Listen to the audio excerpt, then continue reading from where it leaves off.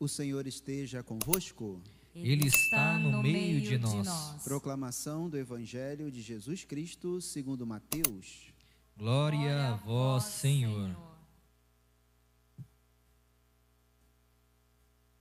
Naquele tempo, quando Jesus e os seus discípulos estavam reunidos na Galileia, ele lhes disse: O Filho do Homem vai ser entregue nas mãos dos homens.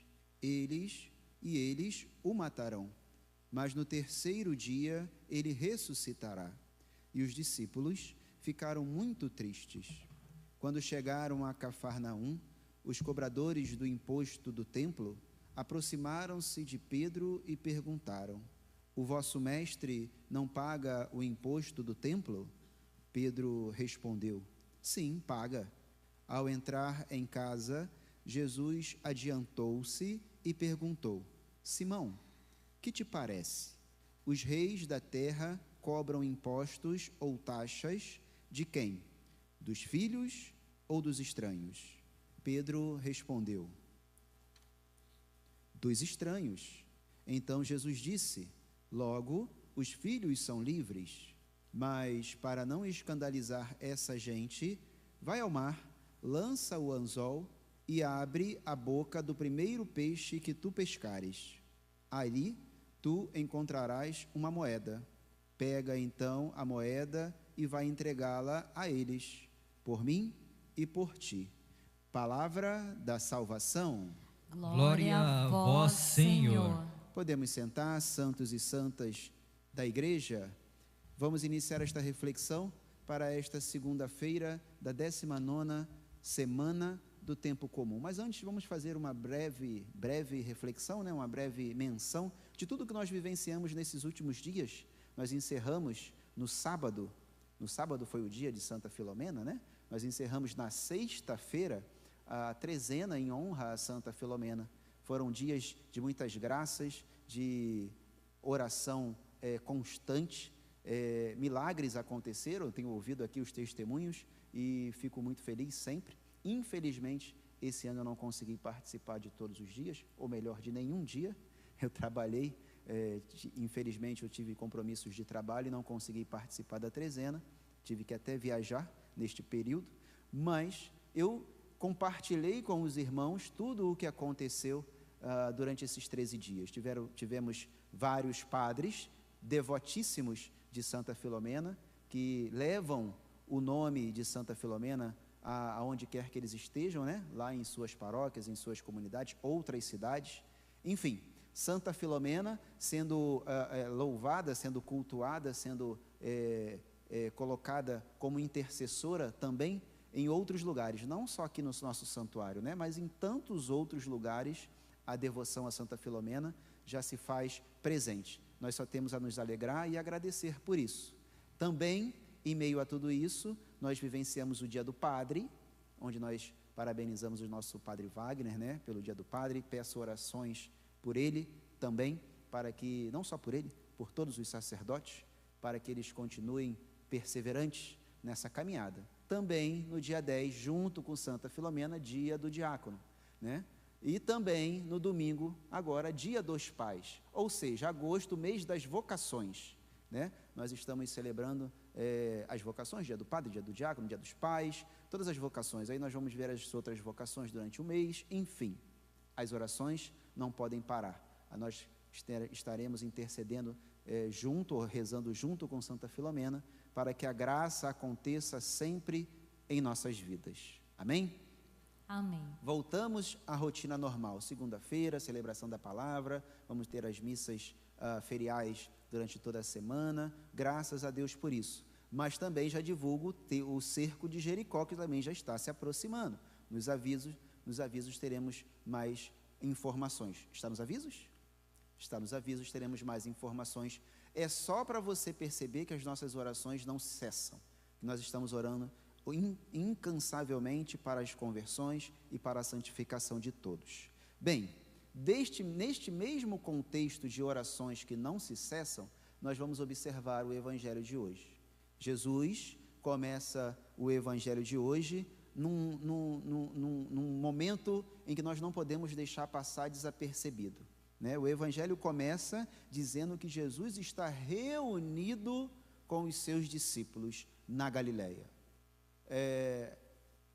A gente vai essa semana aprofundar este convívio com nosso Senhor Jesus Cristo mais próximo, né? Um convívio mais íntimo, porque ele acabou de se proclamar o pão vivo que desceu do céu. Foi a temática principal de ontem, de domingo, do 19º domingo do tempo comum. A temática principal, Jesus se declarou: eu sou o pão vivo que desceu do céu. Quem come minha carne não morrerá, e quem bebe o meu sangue nunca mais sentirá sede. E agora nós estamos observando esse que se apresentou como o pão vivo que desceu do céu, o alimento que nós temos para a nossa salvação, a comunhão que nós precisamos ter com Ele para que sejamos fortes para perseverar sobre qualquer tribulação e vencer estas tribulações para alcançarmos o reino dos céus. Ele se reúne com os seus para estar no momento de intimidade. Cada um de nós precisa se inserir neste momento com o nosso Senhor Jesus Cristo. Se você ainda tem uma dificuldade de se reconhecer nesse cenáculo que nós acabamos de observar no Evangelho de hoje, nós precisamos parar um pouco e refletir, porque Jesus Cristo já vem nos chamando a estarmos próximos a Ele, já faz algum tempo, alguns domingos, né? Jesus já vem dizendo que Ele quer formar um novo povo, há 2 domingos atrás. Jesus quer que esse povo tenha intimidade com Ele, e Jesus se declarou o alimento que vai salvar, que vai dar força para vencer qualquer tribulação. Então nós precisamos estar inseridos nesse cenáculo.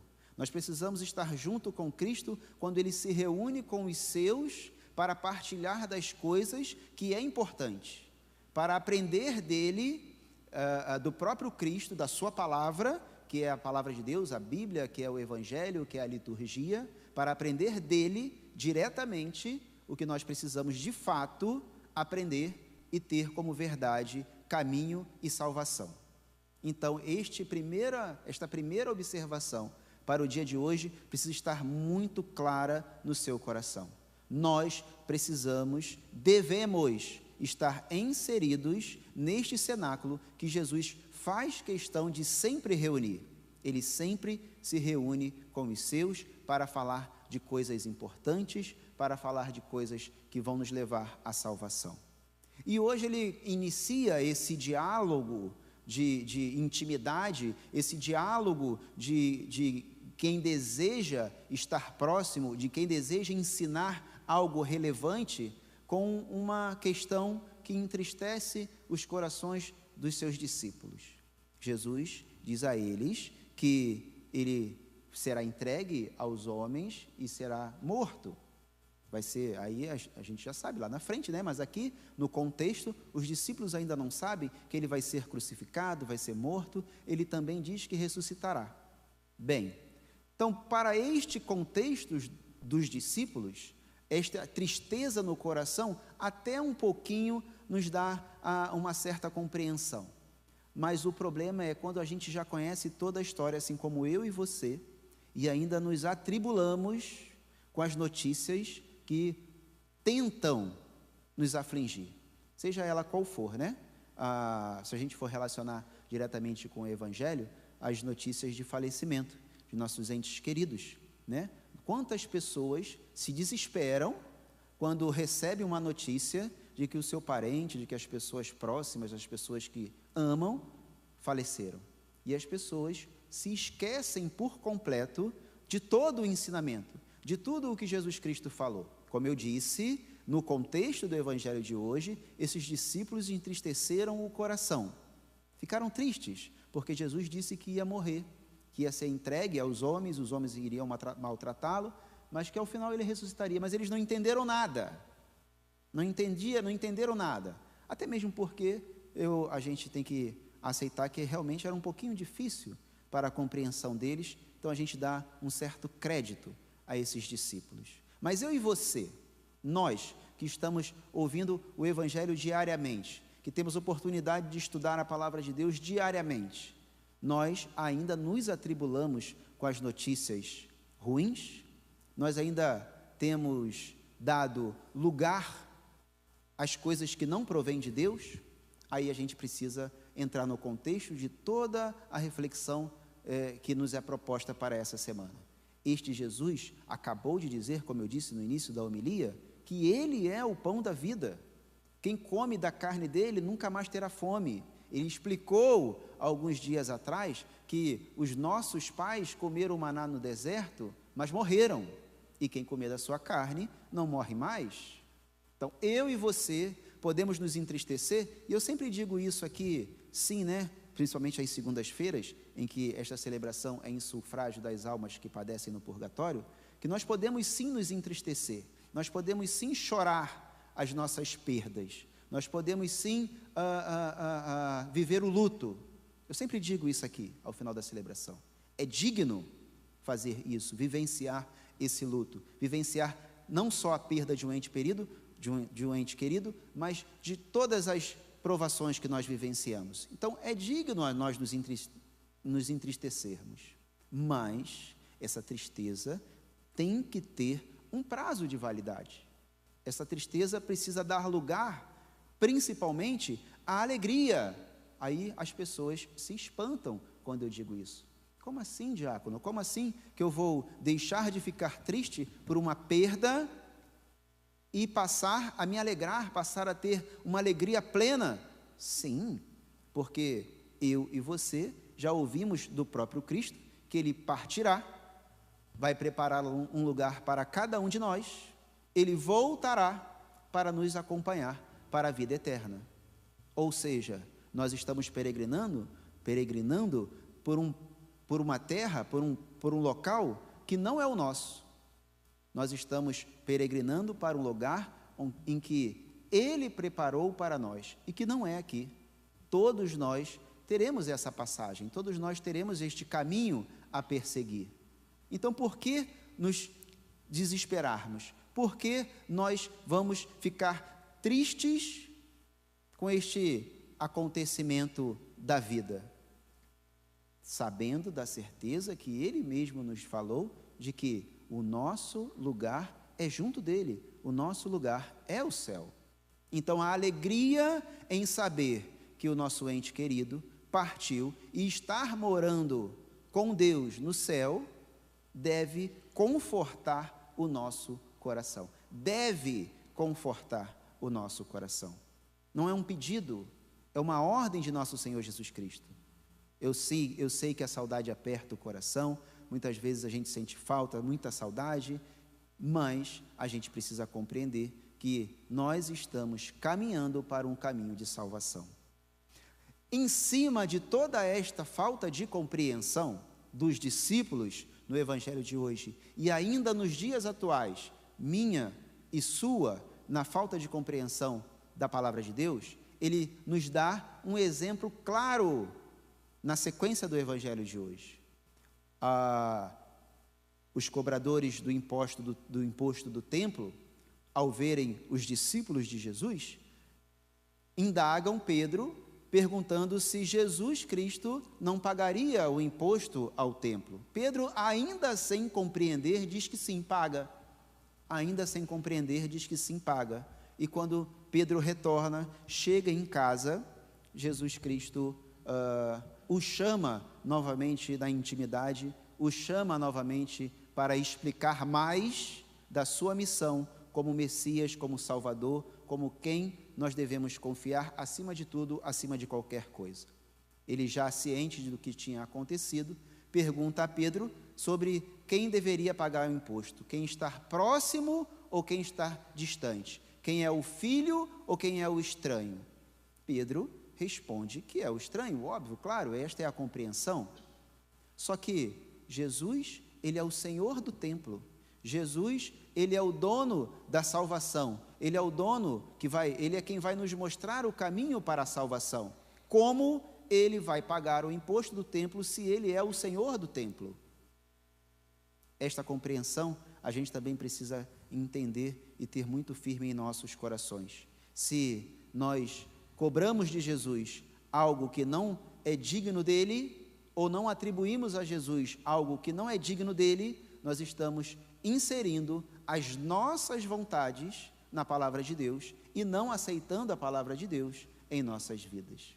Mas, para os que ainda não compreendem, para os que ainda têm dificuldade, para não escandalizar, Cristo continua este caminho de edificação. Aí eu relembro, para que nós tenhamos uma compreensão plena desse momento, a parábola do joio e do trigo. Quando ele diz que não arranque o joio, para que não arranqueis também o trigo junto. Deixe que os dois cresçam, até o momento da colheita.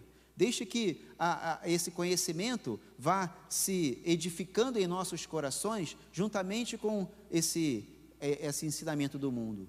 E no momento de maturidade, cada um de nós precisa procurar a maturidade da fé. Nós precisamos ter maturidade na fé.